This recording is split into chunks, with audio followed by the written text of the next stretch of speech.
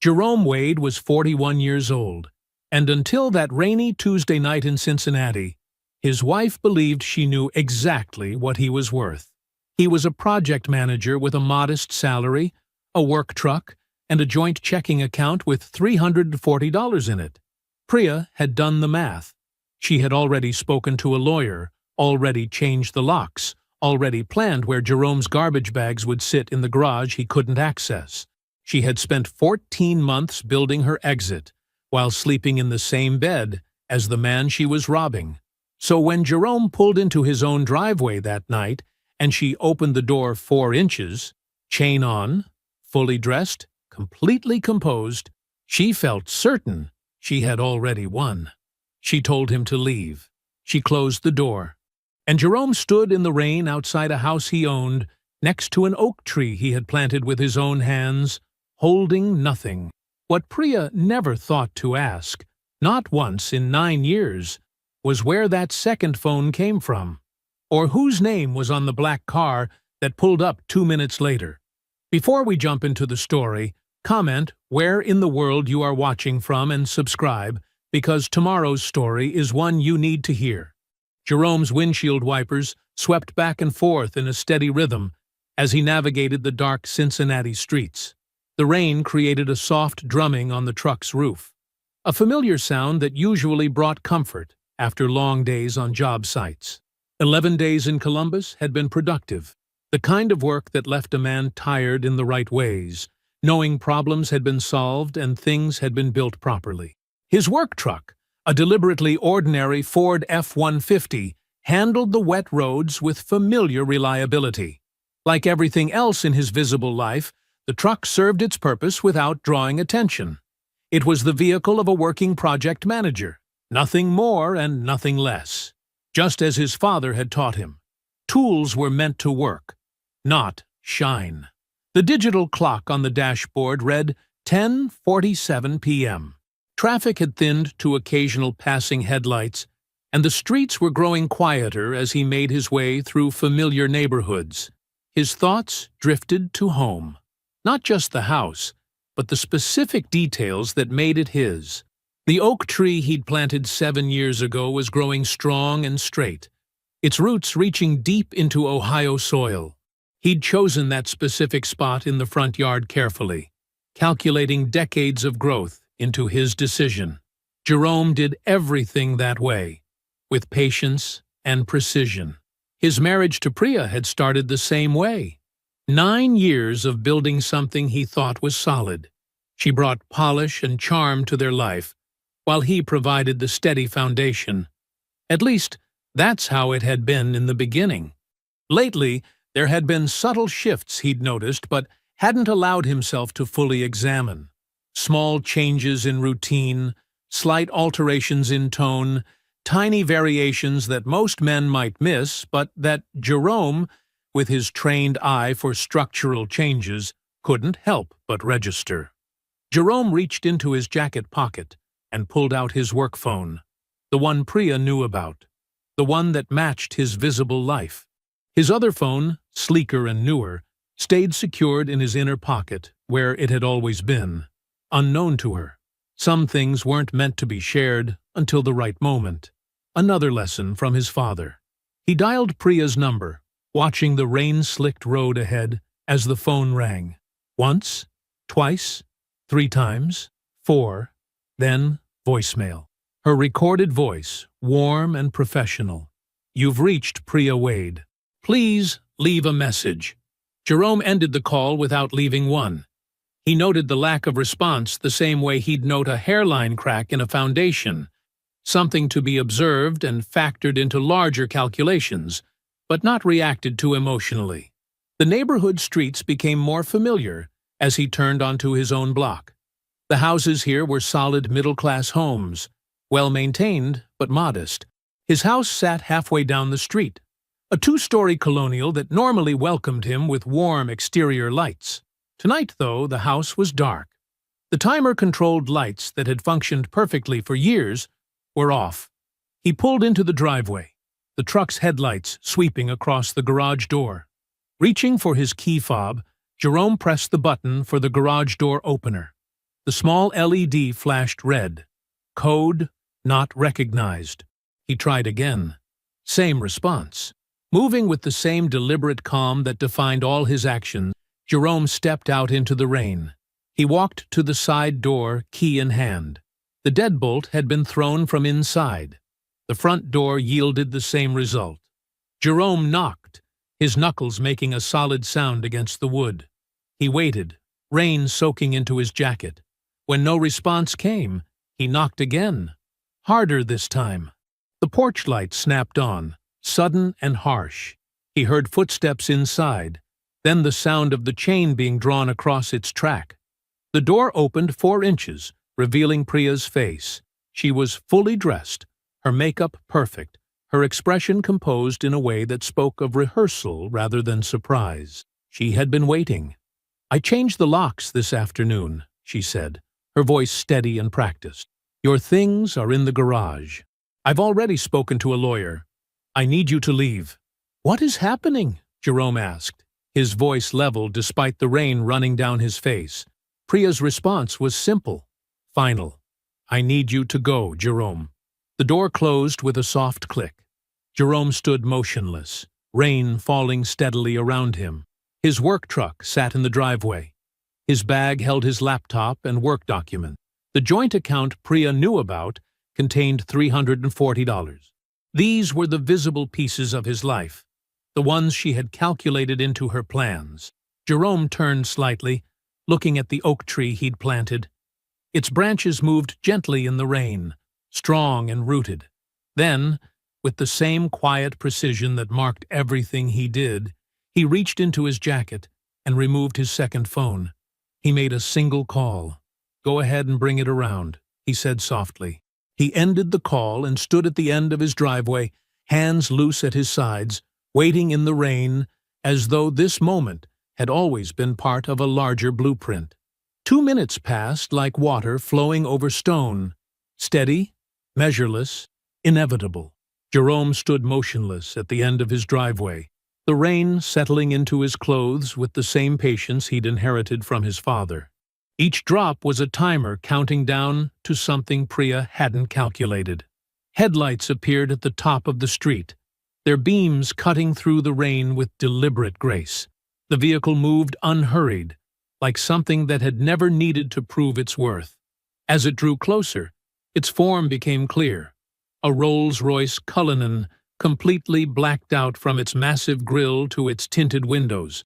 The vehicle was a statement written in shadows and chrome, every line engineered to command respect without demanding it. The Cullinan pulled smoothly to the curb in front of Jerome's house. Even at rest, it seemed to hover above the wet pavement, its presence transforming the modest suburban street into something else entirely. The young driver, Marcus, who Jerome had hired 3 months ago through a separate LLC, stepped out with practiced efficiency. He moved to the rear door and opened it without a word, holding it with the precise angle and posture that spoke of professional training. Jerome walked to the car with the same measured steps he used on construction sites, each movement deliberate and grounded. He settled into the rear seat, and Marcus closed the door with a sound that wasn't so much a click as a whisper of precision engineering. The interior embraced Jerome like a familiar room. Dark, honey-colored leather wrapped every surface, hand-stitched and perfect. The cabin was completely silent, sealed against the rain and the world outside. Climate control had already created the exact temperature Jerome preferred. This was his space, ordered to his specifications 8 months ago, registered to an LLC Priya had never heard of, maintained with the same quiet attention he gave to everything that mattered. Jerome's personal phone buzzed in his pocket. The screen showed a message from Uncle Darnell, his father's younger brother, who'd spent 30 years as a financial advisor in Louisville before retiring. The man who'd taught Jerome that money, like anything else worth building, required both patience and precision. "She did it tonight?" Darnell's text was direct, concerned. Jerome typed back, "Tonight." The response came immediately. "You all right?" Through the Cullinan's tinted windows, Jerome watched his house, the lights moving from room to room as Priya walked through spaces she thought she now controlled alone. He thought about the documents waiting on his laptop, the careful legal architecture he and Phyllis had been constructing since Darnell's warning call 8 months ago. "Better than she thinks," he replied. Marcus navigated downtown Cincinnati's rain-slicked streets with smooth competence. The Cullinan moved like a shadow through traffic, drawing the kind of attention that came with darkness rather than flash. They pulled into the private garage entrance of one of the city's most discreet luxury hotels, the kind of place that understood the value of privacy and charged accordingly. The suite occupied the entire top floor, accessed by a dedicated elevator that required both a keycard and a code. Jerome had maintained the space through another LLC for the past 6 months, one more piece of preparation Priya had never suspected. The monthly cost exceeded what she believed he made in a week. Inside, Jerome moved through familiar motions. The shower's pressure was perfect, the water temperature exactly right. In the suite's walk-in closet, a full wardrobe waited. Suits, casual wear, everything selected and maintained with the same attention to detail that marked every aspect of his hidden life. Clean and changed, Jerome sat at the desk and opened his laptop. The screen illuminated with documents that represented 8 months of careful legal preparation. Phyllis Okafor's work was, as always, meticulous. Each file represented a different aspect of Jerome's actual financial life. The 11 properties spread across Cincinnati, Columbus, and Dayton, the silent partnership in the commercial development firm, the trust his father had left him, $1.4 million that had grown to $4.2 million through patient, precise investment. Jerome reviewed each document with the same focus he gave to structural engineering reports. Nothing rushed, nothing missed, nothing left to chance. The complete picture was clear and clean, every asset protected, every legal foundation solid, every detail accounted for. Standing at the floor-to-ceiling windows, Jerome looked out over the nighttime city. Lights sparkled through the rain like stars brought down to earth. Somewhere out there, his properties stood quiet and profitable. His investments moved with the same patient certainty that had guided every decision since his father's passing. He thought about the oak tree, standing strong in the rain. Then Jerome went to bed, lying down with the same deliberate calm that had carried him through the evening. There was no restlessness in his movements, no anger in his breathing. Only the quiet certainty of a man who had seen the structural weakness long ago and had built accordingly. Jerome woke at his usual time, 5:30 a.m., his body operating on the same internal clock that had governed his life for decades. The suite's blackout curtains held back the dawn, but he opened them immediately, letting Cincinnati's morning light fill the space. The city below was already stirring, moving with the steady rhythm he'd always appreciated. He ordered breakfast through the hotel's private service, steel-cut oats, fresh fruit, black coffee. While waiting, he dressed in a charcoal Tom Ford suit that had hung unworn in the suite's closet for months. The suit, like everything else in this space, belonged to a version of Jerome Wade that Priya had never bothered to look for. At his laptop, Jerome reviewed the complete financial picture one final time. The numbers were exactly as they had been for months, each asset carefully documented and legally protected. 11 properties across 3 cities, held in separate LLCs. The silent partnership in the commercial development firm that had completed 4 successful projects in the past 6 years. The trust his father had left him. $1.4 million that Jerome had grown to $4.2 million through patient, precise investment. Phyllis Okafor arrived exactly at 9, carrying a leather briefcase that contained 8 months of careful legal preparation. She moved with the unhurried confidence of someone who had spent decades in rooms where precision determined outcomes. Her handshake was firm, her expression focused. "Everything is in position," she said, setting her files on the table. "The response is prepared, the financial disclosure is complete, and the forgery documentation is ready for the prosecutor's office. Jerome nodded, pouring coffee for both of them. Walk me through the sequence one more time. Phyllis opened her primary file. When you give the word, we file the divorce response with the complete financial disclosure. Your wife's attorney filed this divorce expecting a marital estate under $700,000. The house, the joint account, your apparent salary. The disclosure will reveal $4.2 million in separate property that was correctly structured and maintained throughout the marriage. They have no claim on any of it. And the Avondale property? That's where it gets interesting. Phyllis pulled out a separate document. The forged transfer paperwork they filed, suggesting you'd signed over the 6-unit property to her LLC, is clear fraud. The forensic comparison with your legitimate signatures is definitive. When this goes to the prosecutor's office, it creates serious criminal exposure. Jerome sipped his coffee, thinking about the Avondale property, one of the first his father had bought, maintained meticulously for 30 years, passed down with the same care that had marked everything in Jerome Wade Sr.'s life. The fact that Priya had tried to take it through forgery was a particular kind of betrayal. 8 months, Jerome said quietly. Since Darnell called about seeing them in Louisville. Your uncle did you a service, Phyllis noted.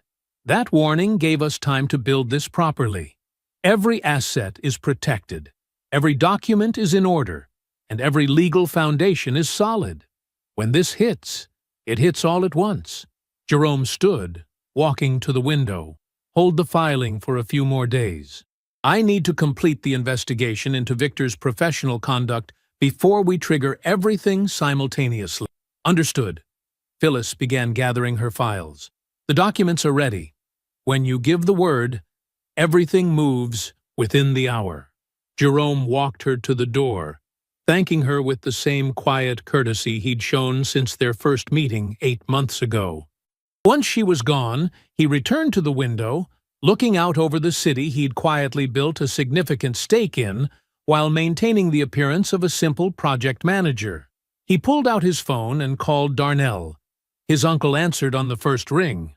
Almost time, Jerome said. Do it right, not just fast, Darnell replied, his voice carrying the weight of decades of financial wisdom. That's the only way I know.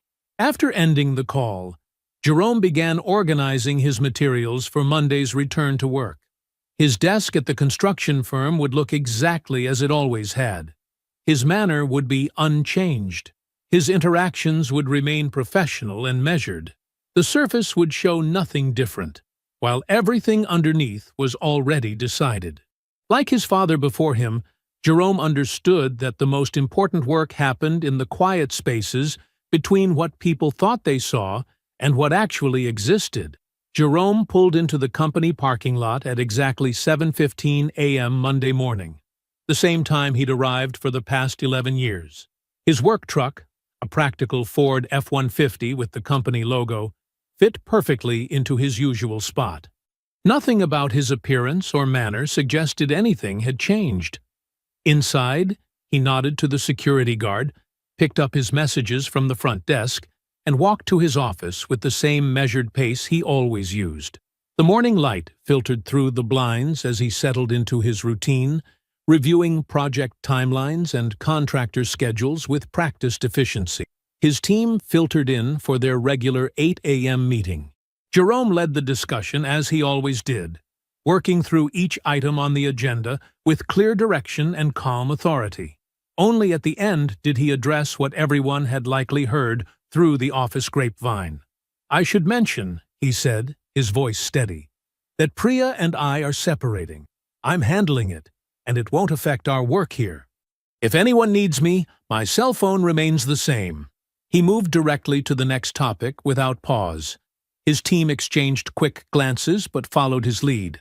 There were no awkward questions, no offers of sympathy. Jerome had given them their cue. This was not something that required discussion, and they respected it. Throughout the morning, Jerome maintained his usual rhythm. He reviewed bid proposals, returned calls, and solved the dozen small problems that typically crossed his desk.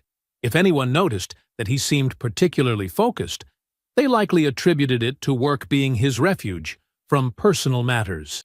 Around 2 in the afternoon, a soft knock came at his door. Adrienne Cross, one of the senior project coordinators, stood in the doorway. Her expression carried the weight of something that needed saying. "Do you have a minute?" she asked. Jerome gestured to the chair across from his desk. Adrienne closed the door behind her and sat down, her hands folded carefully in her lap. "I need to tell you something," she began, her voice low and controlled. "About a year ago, I was having dinner downtown at Martino's. I saw Priya there. She was with someone, a man. They weren't just having a business dinner." Jerome watched her steadily, letting her speak. "I've carried this for months," Adrienne continued. "I didn't know if I should say anything. I told myself maybe I was reading too much into it, that it wasn't my place." She met his eyes directly. "I'm sorry I didn't tell you sooner." "You're telling me now," Jerome said quietly. "That matters." Adrienne nodded, relief visible in her shoulders. "I just wanted you to know." "I appreciate that," Jerome said. Then he added carefully, "I need to ask you for one favor. If anyone from Priya's legal team, or anyone connected to Victor Ashby, reaches out about my work here, my projects, my client relationships, anything, I'd like you to document it and let me know directly." "Of course," Adrienne said without hesitation. She stood to leave, then paused. "Jerome, you're one of the good ones. I hope you know that." Across town that evening, Priya and Victor sat at a corner table in an upscale restaurant, sharing a bottle of expensive Cabernet. The lighting was soft, the tablecloth pristinely white, the atmosphere precisely what Victor preferred for celebration. "It went exactly according to plan," Priya said, swirling her wine. "You should have seen his face when he realized the locks were changed, standing there in the rain like he couldn't quite process what was happening." Victor smiled, reaching across to touch her hand. "And the attorney?" "Completely confident," Priya replied. "She says the settlement should come through in 4 to 6 months. Clean split, straightforward division of assets." She laughed softly. "Poor Jerome probably thinks he can contest it somehow."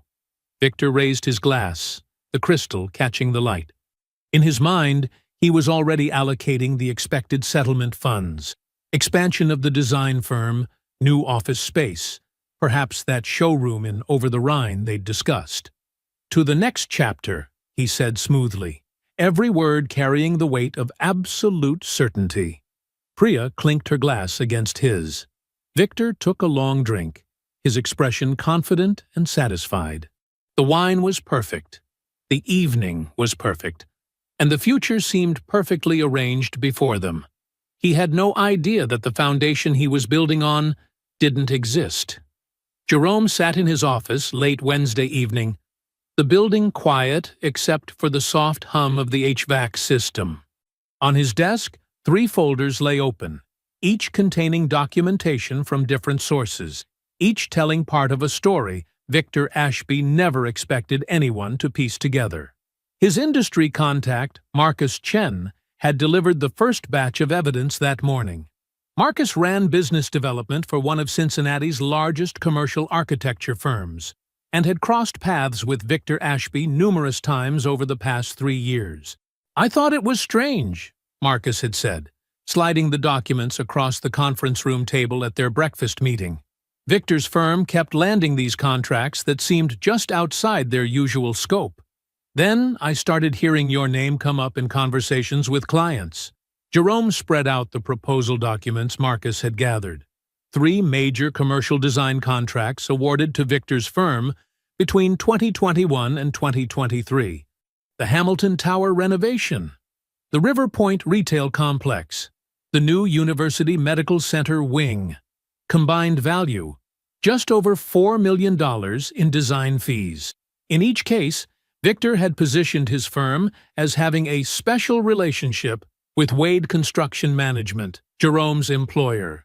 He had referenced Jerome specifically in client meetings, suggesting an established partnership that would ensure smooth coordination between design and construction phases.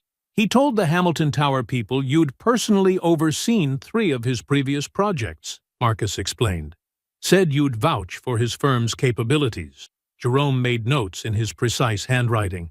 2 of the clients who'd awarded those contracts, Robert McNally at Hamilton Tower and James Chen at River Point, had known Jerome professionally for over a decade. They'd trusted Victor's firm partly because they trusted Jerome's implied endorsement. At 3 o'clock, Phyllis arrived with the financial documentation.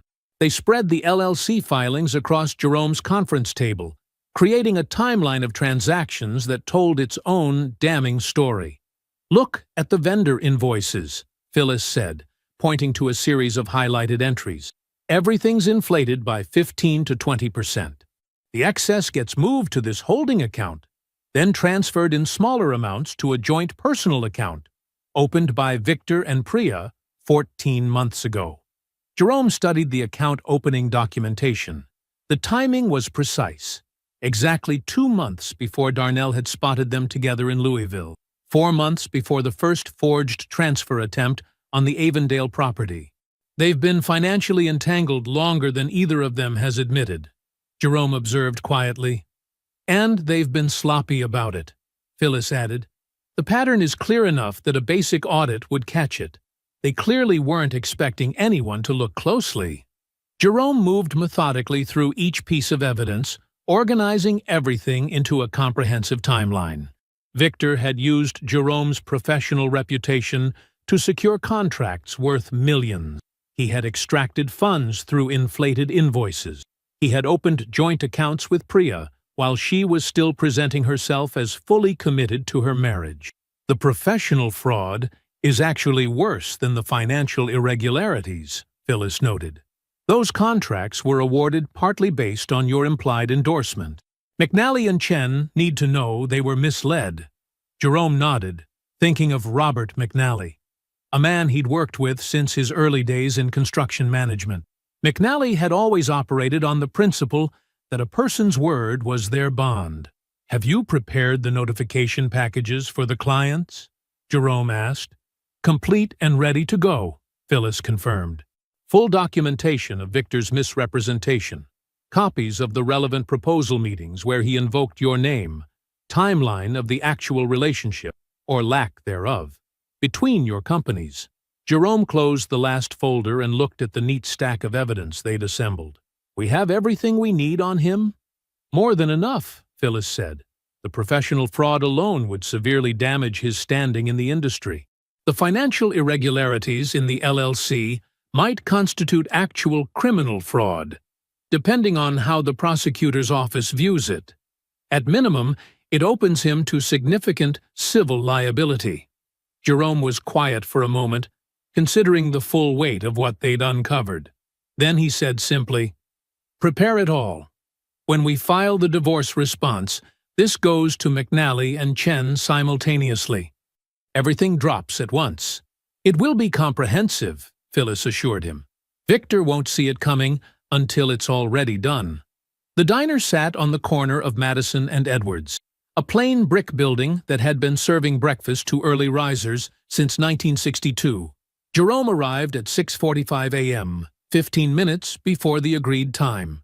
The morning crowd was thin, a few regulars at the counter, 2 police officers finishing their night shift meals, a waitress who'd clearly been there since dawn. Jerome chose a booth near the back, positioned so he could see the door. He ordered black coffee and waited, watching steam rise from the cup in steady curls. The coffee was good, strong and honest, like the place itself. Gordon Holloway arrived at 7:02, slightly late, but not enough to matter. He moved through the diner with the hesitant steps of someone who'd rather be anywhere else. Jerome recognized the guilt in his posture before Gordon even reached the table. It was there in the too careful way he sat down, in how he wouldn't quite meet Jerome's eyes. "Thanks for meeting me," Jerome said. "Of course," Gordon replied, his tone overcorrected to sound casual. "I was surprised to hear from you." The waitress came by. Gordon ordered coffee with cream and sugar. His hands fidgeted with the paper napkin dispenser while they waited. Jerome had known Gordon for 9 years, had gone fishing with him, helped him move furniture, sat next to him at countless family dinners. Gordon was a decent man in the specific way that made his current discomfort more revealing. He knew something. He'd been carrying it. When the waitress brought Gordon's coffee, Jerome watched him stir it without drinking. 3 slow circles with the spoon. A 4th, still not looking up. "I need to ask you something," Jerome said quietly. "About Priya." Gordon's spoon clinked against the cup. "Jerome, I don't want to get in the middle. When did she tell the family she was leaving?" The question landed like a stone in still water. Gordon's stirring stopped. His shoulders tensed slightly. I try to stay out of—" "Gordon." Jerome's voice remained soft.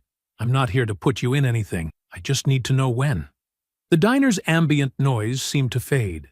Just 2 men at a booth, steam rising from coffee cups, and the weight of a truth about to be spoken.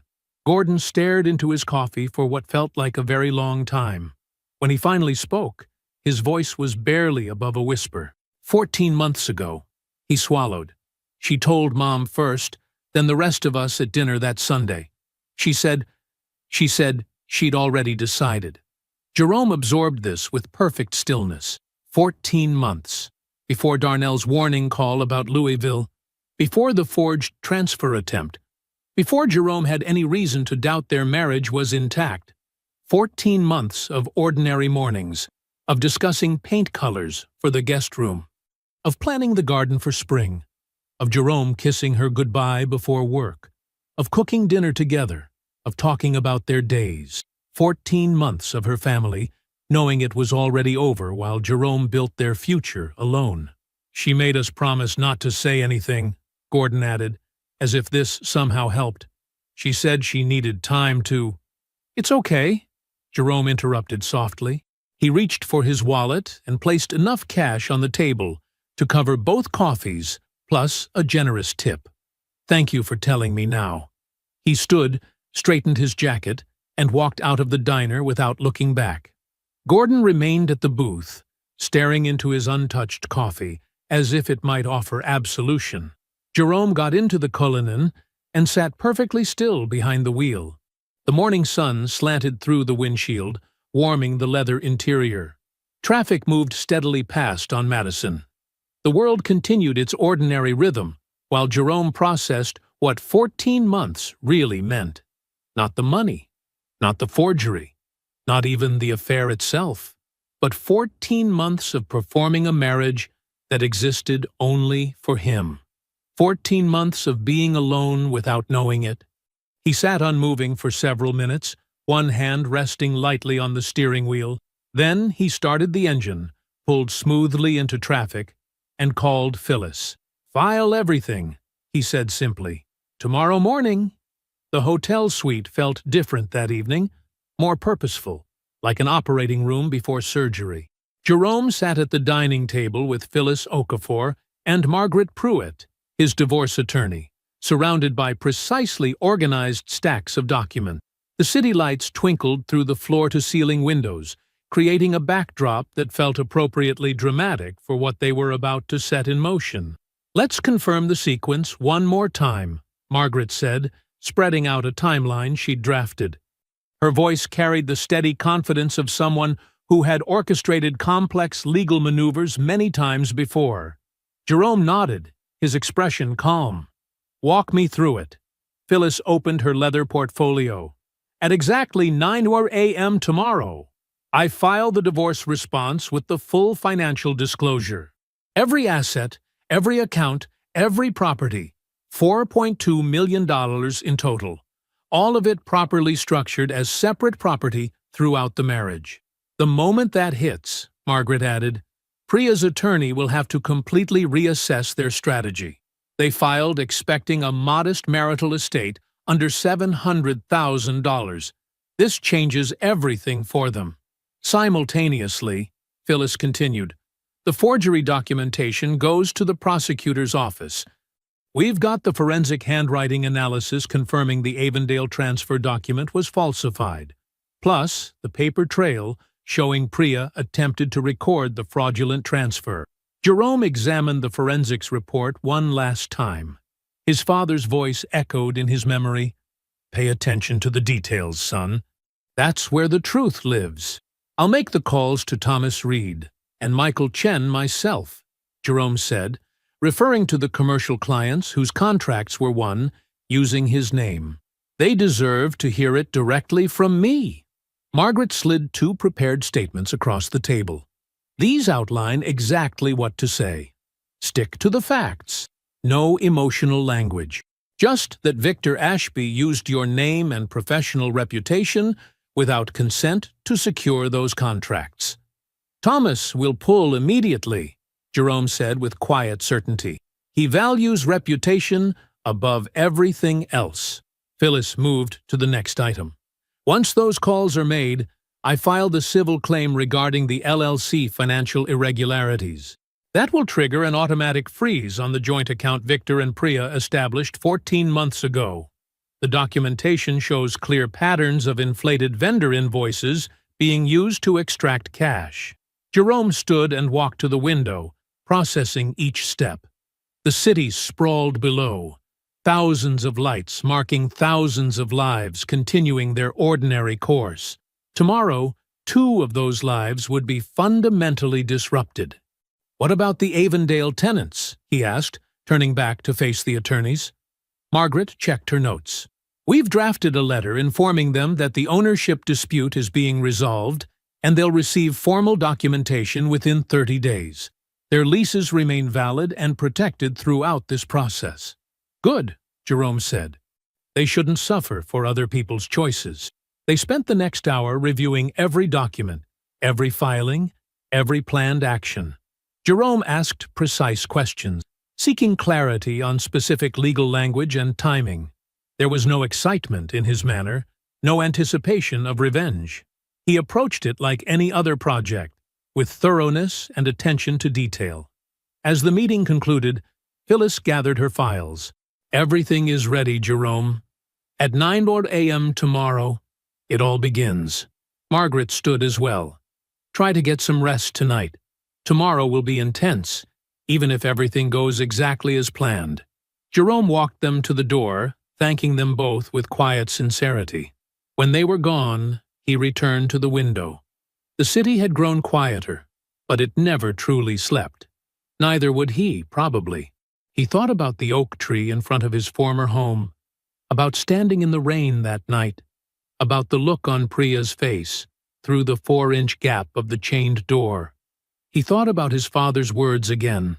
Never let a person know the full size of what you've got until you know the full size of who they are.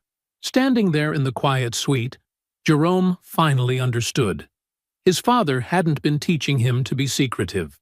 He'd been teaching him to be discerning, to watch, to wait, to know for certain before revealing yourself fully. Jerome turned off the light and prepared for bed. Tomorrow would arrive with its own momentum, and everything would change for Priya and Victor. But tonight was for silence, for stillness, for the last quiet moments before consequence. Jerome arrived at the office at 7:45 a.m., his work truck pulling into its usual spot in the employee parking lot. He carried his regular coffee tumbler, nodded to the security guard, and walked to his office with the same measured pace he showed every morning. Nothing in his demeanor suggested this Wednesday would be different from any other. He reviewed project timelines, responded to emails, and conducted his 8:30 team check-in with characteristic focus. The only sign that this was not an ordinary morning was the personal phone sitting silently in his jacket pocket, waiting. At 9:04 a.m., it vibrated once. A text from Phyllis Okafor. Filed. Jerome read it, sent back a simple "confirmed," and returned to his review of a contractor's revised budget proposal. His hands remained steady on the keyboard. His breathing stayed even. He had learned long ago that the most important moments required the least dramatic response. Across town, in her modernly furnished home office, Priya was sorting through design samples when her phone rang. Her attorney's name appeared on the screen. She answered with the casual confidence of someone who believed everything was proceeding according to plan. "We need to meet immediately," her attorney said. The voice carried an unfamiliar note, professional composure barely containing genuine alarm. "Something has been filed that changes our entire approach." Priya arrived at the law office 37 minutes later, her heels clicking purposefully across the marble lobby floor. The receptionist directed her straight back. No waiting, no preliminary small talk. Her attorney was standing when she entered, which was the first sign that something was truly wrong. "Before we discuss anything else," the attorney said, lifting a substantial document from her desk, "you need to read this. It's your husband's financial disclosure response." Priya took the papers with manicured hands that still showed no tremor. She began reading. Then she stopped, started again from the beginning. The numbers refused to make sense, so she read them a third time. $4.2 million in total assets, 11 properties across 3 cities, held in separate LLCs, a 60% silent partnership stake in a commercial development firm, a trust established before the marriage, never disclosed, worth over $900,000, all of it structured as separate property, all of it legally protected, all of it completely unknown to her until this moment. "This isn't possible," Priya said, her voice finally showing strain. "He's a project manager. We have joint accounts. I've seen his paychecks." Her attorney's voice was carefully measured. "What you saw was what he allowed to be visible. The marital estate, the portion you have any legitimate claim to, amounts to approximately $180,000. The house equity and the joint accounts. Nothing else." Priya stood abruptly, gathering her bag. "I need to make a call." In the parking garage, she pressed Victor's number with shaking fingers. When he answered, she described the disclosure in fragmentary sentences, her usual poise cracking. The silence on Victor's end stretched longer with each revelation. She could hear him processing, recalculating, adjusting his understanding of what their future actually contained. Before Victor could respond, her phone buzzed with another incoming call. Her attorney again. "The prosecutor's office has been in contact," the attorney said without preamble. "They're reviewing documentation regarding the Avondale property transfer. Priya, we need to discuss potential criminal exposure." She ended that call only to have another immediately begin. Gordon, her brother, his voice tight with something between guilt and warning. "Mom knows," he said. "Someone called her. She's devastated, Priya. She keeps asking how long you knew you were leaving before you told Jerome." Priya leaned against a concrete pillar in the garage, her designer dress catching on the rough surface. She put Victor back on the line, her voice now openly pleading for reassurance. Instead, Victor said, "I can't have my name connected to a criminal investigation, not with the contracts we have pending." In that moment, standing alone in the cold fluorescent light of an underground parking garage, Priya understood the true nature of what she had built with Victor. Not a partnership founded on love or loyalty, but a transaction based on expected assets that no longer existed. She held her silent phone, surrounded by empty parking spaces, facing a settlement that had evaporated and a criminal referral that was already in motion. She had nothing left to negotiate with, and no one standing beside her. The restaurant stood in Cincinnati's historic district, its limestone facade catching the afternoon light. Jerome arrived 15 minutes early, parking the Cullinan himself. He nodded to the valet, who recognized him not as a guest, but as one of the owners.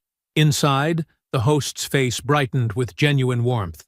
"Mr. Wade, always good to see you. Your private room is ready." Jerome thanked him quietly.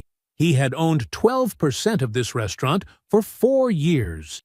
The staff knew him as the silent partner, who fixed problems before they became crises and never demanded recognition.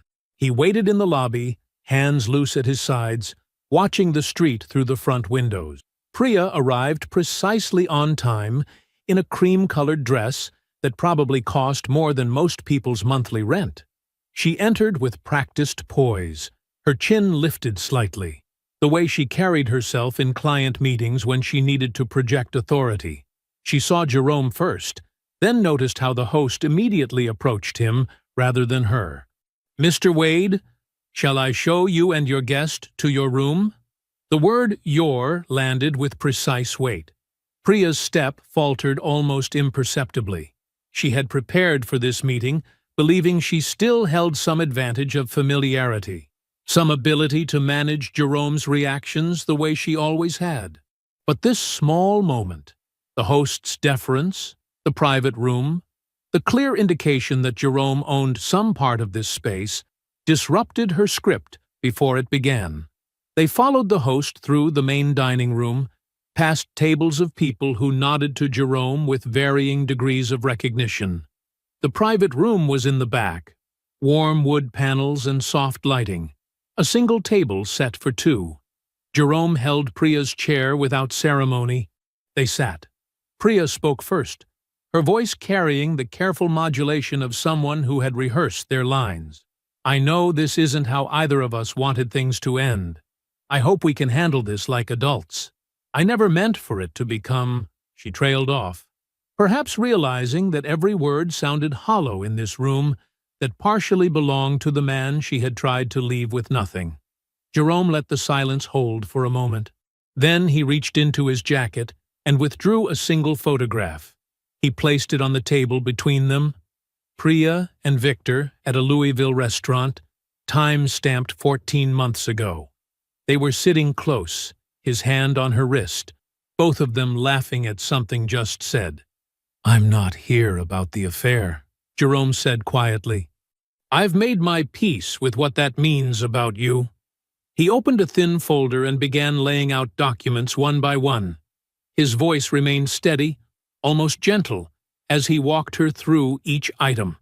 The forged property transfer bearing his supposed signature, the LLC financial records showing systematically inflated vendor invoices, bank statements from the joint account she and Victor had opened while she was still living in Jerome's house.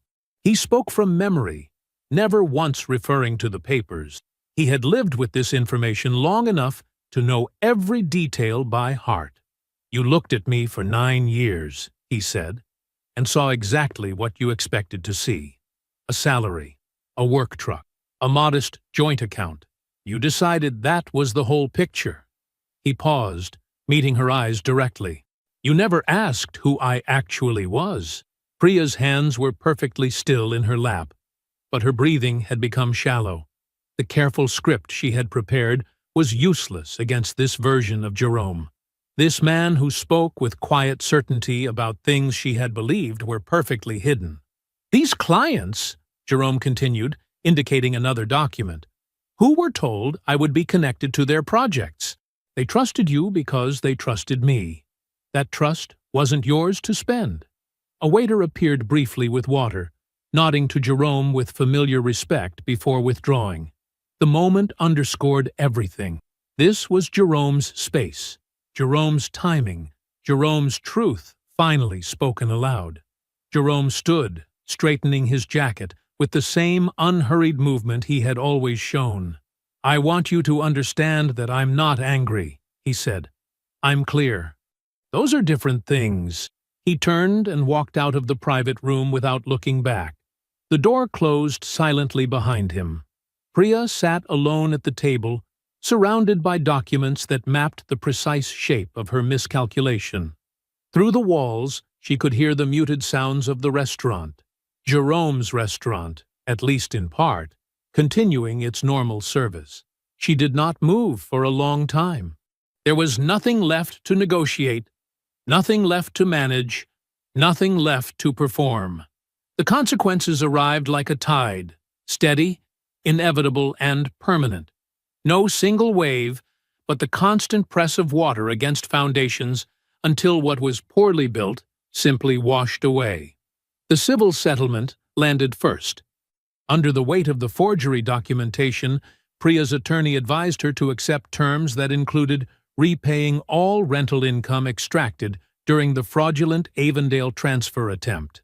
The number wasn't catastrophic, but it drained the modest settlement she did receive, her legitimate, equitable share of approximately $180,000 from the joint assets. The prosecutor's office declined to pursue criminal charges, but placed a notation in her record. It followed her, quiet but persistent, appearing in background checks and professional license reviews. Like a shadow that never quite lifted, her design firm felt the shift within weeks. Contracts that had seemed secure began to waver. Clients who had come through Jerome's network found polite reasons to delay renewals. The business didn't collapse dramatically. It contracted, steadily and quietly, until the office that had once hummed with activity fell silent more often than not. 8 months after the divorce was finalized, Priya closed the firm's doors. She packed her design portfolios and relocated to Columbus, where no one knew the full story, but everyone seemed to know enough. The community she'd built in Cincinnati, the carefully cultivated relationships, the social circles, the professional alliances, did not follow her. They had been built on Jerome's foundation, and that foundation no longer existed. Victor's unraveling was equally methodical. The 2 major contracts he lost the morning everything broke were just the beginning. One of his remaining clients, reading about the LLC financial irregularities in Phyllis's civil claim, invoked their forensic accounting clause. The audit revealed patterns that raised questions no one could satisfactorily answer. Word traveled in the specific way it does in professional circles, not as gossip, but as quiet warnings passed between decision-makers. Victor's reputation, built over 15 years of strategic relationship cultivation, began to dissolve. He wasn't criminally charged, but at his level, being unhireable was its own sentence. The pressure cracked what he and Priya had built together. Without the promised settlement money, without their shared business vision, without the carefully constructed future they'd planned, they had nothing left to stand on. They separated 6 months after everything fell apart. Jerome learned about their separation from Adrienne, who heard it through industry channels. He was reviewing project timelines when she told him. He said only, "Okay." Then he returned to his work, the same steady focus he'd always shown. 18 months passed like water. Jerome's portfolio grew to 13 properties, the original 11 plus a 14-unit building in Norwood, and a small commercial strip in Dayton he was converting to mixed use. His silent partnership in the Development LLC closed its largest project to date. The firm promoted him to Director of Project Operations. He accepted because he enjoyed the work, not because he needed the salary. His colleagues noted that he seemed more present somehow, as if a weight had lifted that they hadn't known he was carrying. He bought a house, not the one with the oak tree, but a solid craftsman with a deep porch that faced west. The evenings there were long and golden. He planted a Japanese maple in the yard, the kind that turned deep red in fall. He didn't rush its growth. He simply gave it good soil and watched it take root.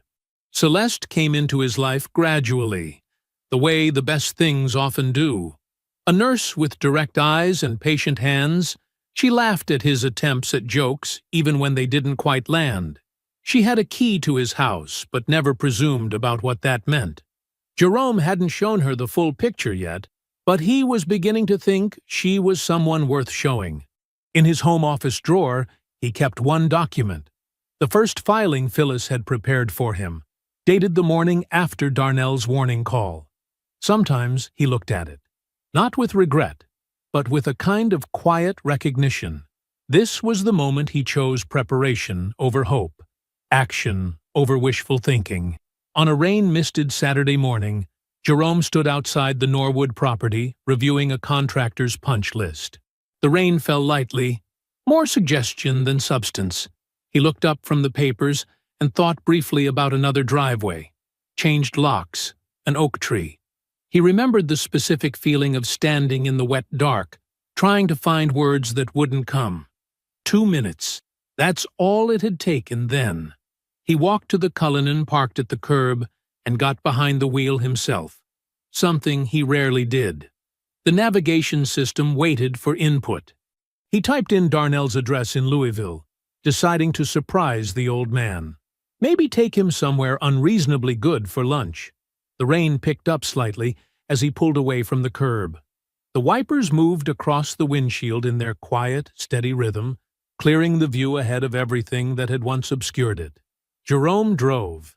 I hope you enjoyed that one. Be sure to like the video and subscribe so you don't miss the next story. I've picked out 2 more for you that I think you'll really like.